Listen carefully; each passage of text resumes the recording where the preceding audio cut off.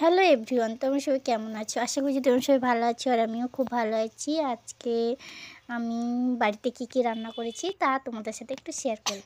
তো প্রথমে একটু মাছ কেটে দিয়ে মাছটা ধুয়ে হলুদ টলুদ লবণ মিশিয়ে আমি একটু মাখিয়ে নিলাম। মাখানোর কিছুক্ষণ পরে আমি শাক সবজিগুলো কুটে রেখেছিলাম, সেইগুলো একটু দেখালাম তোমাদের। আগে থেকেই কেটে রেখেছিলাম। তারপর কড়াই তেল গরম করে মাছগুলো একটু সমরিয়ে নিলাম। তারপরে মাঝখানে একটু মোয়া খেলাম, রান্না করতে তো মোয়া খেয়ে নিলাম।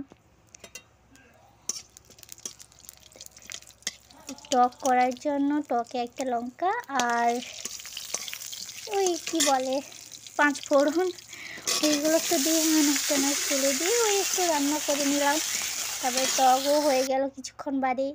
তারপরে চচ্চড়ি করেছিলাম, ওখানে কি চচ্চড়ি একটা করেছিলাম সেটাও করলাম।